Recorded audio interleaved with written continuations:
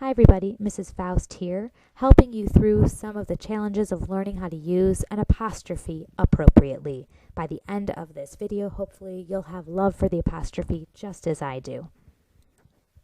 The best way to use this video is to pause it frequently, look over the examples, and use it in conjunction with noredink.com to practice the skills so that you can learn how to use an apostrophe appropriately at all times. Let's get started.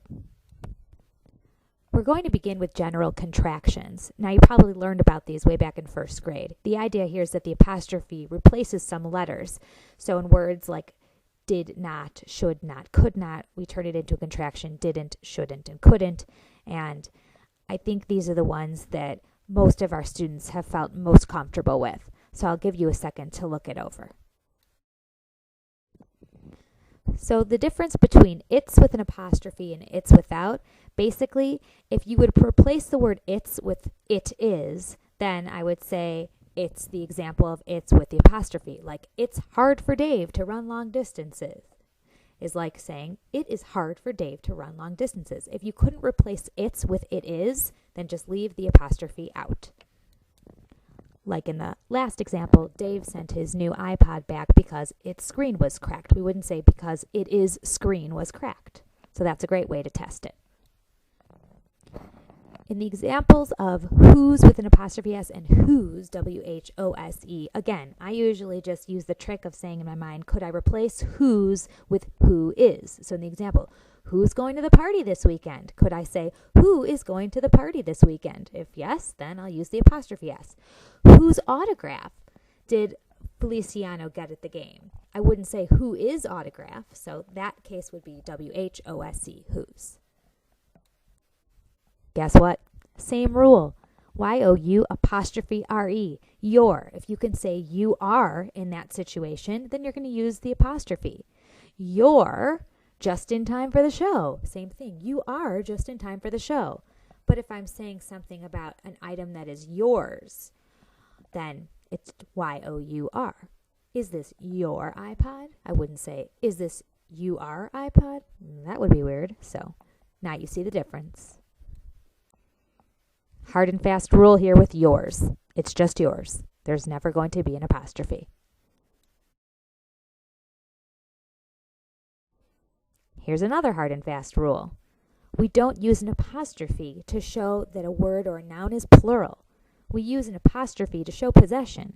So in this case, there are several plural nouns. Notice there's not a single apostrophe because there's no ownership here. We're talking about siblings and parents and players. Take a look at those examples and you'll see what I mean. Now we get into the apostrophe because we're talking about possession. Somebody is owning something. When there's ownership, that's when we get to use that apostrophe. So look at those examples at the bottom of the slide. Dave thought that his friend's dress looked good. What are we talking about? His friend's dress, the dress of his friend. We're not talking about multiple friends. We're talking about the possession of the friend's dress. Take a look at the other two examples to look a little bit more closely at possessive singular nouns, nouns that have an apostrophe S. Now these ones seem to trip everybody up. Possessive plural common nouns. Basically any noun that's plural but also has possession. Now we have to put the apostrophe at the end of the word. And sometimes that seems a little weird to people. So take a look at these examples. Dave couldn't wait to use the two musicians' instruments. The musicians' instruments, that sounds weird, we wouldn't say it that way, but basically because there's more than one musician and it's their instruments, we're going to put that apostrophe at the end there. Look at the second example.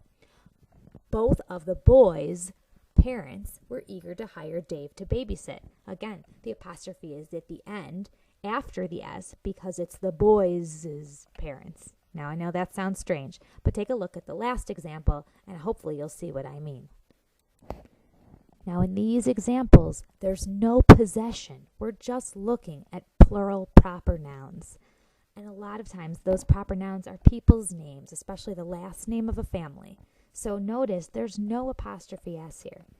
Dave knew the Wilsons very well, and he grew up with their son. Or the second one, Dave suspected that the Smiths were a bunch of aliens from Mars. Okay, in these examples, you just add an S. And you'll see that there are some subtle differences when the word already ends in an S or a Z. But in this case, the name Wilson, Smith, and Anderson do not end in the letter S or Z, so we can just tack an S on at the end if we're making that proper noun plural. Okay, but now we have a situation where it's a possessive proper noun, and that proper noun ends in an S. Has anybody ever met a Jones family? Well, if you're going to be talking about Mrs. Jones's clothes, then even though it looks weird, we're going to put an apostrophe S at the end, even though there's an S at the end of her name.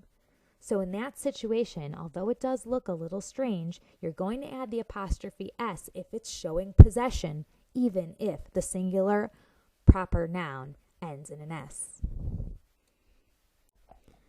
So this slide is going to be a difference from an earlier one. This is about plural possessives that don't end in SES or ZES.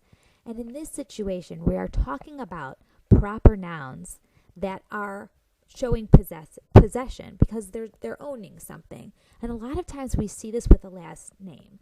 So look at the first example. When a power outage hit his block, Dave slept over at the Kidman's house. Okay? So what we have is the last name Kidman with the S and the apostrophe after. Now, why isn't it apostrophe S? Why is the S and then apostrophe at the end? That's when there are two or more people who are sharing something that they collectively own. So if many people in the Kidman family are kind of owning the house, we'll put that apostrophe at the end.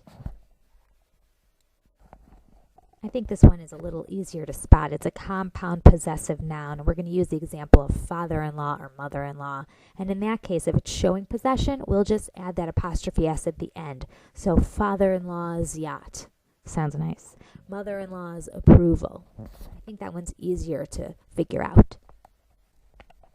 This one seems to be tripping up everybody, but really, if you say it out loud, you'll see that it makes a lot of sense. This is shared noun possession. It's when two people own one thing. We show possession jointly. So in the example, Dave is nervous about visiting Chris and Lisa's apartment because they own a pit bull. I can understand that. A lot of you are putting the apostrophe S before the first name as well as the second name. That would sound weird. We wouldn't say, Dave is nervous about visiting Chris's and Lisa's apartment. We would just say Chris and Lisa's. So think about what you would say out loud. Say it in your mind before you make the decision. And in this case, if it's shared possession, we just need to put the apostrophe S after the second name.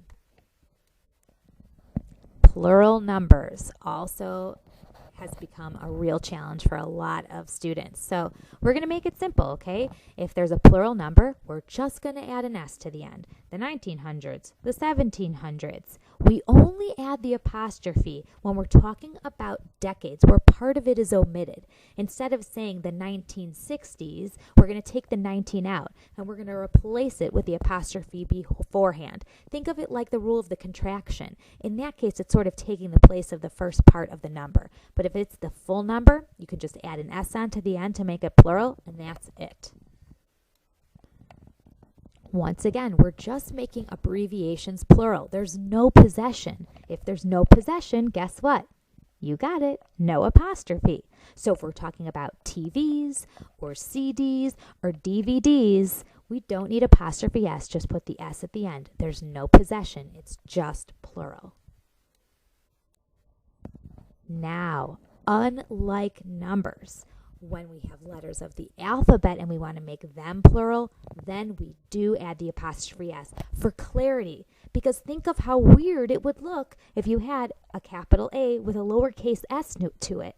Okay, it would look funny. So take a look at the examples here. Because Dave got all A's on his report card, his mother allowed him to try out for football. If that apostrophe was missing, it would look like as, and that would be weird and confusing. So numbers, we don't need the apostrophe because the S doesn't run into the number.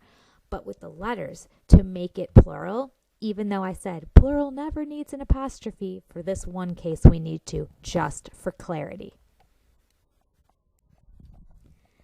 This is just a rule that has to do with the phrase each other's. When you say each other's, it requires an apostrophe before the S. It just does, okay? So David and his friend could finish each other's sentences because it's the sentences of each other. So it is a possessive situation, okay? And then the second one, Dave first wanted to be a barber when he and his friend began cutting each other's hair. So we just have to remember, if it's each other's, we do an apostrophe before the S. And this is the last apostrophe rule.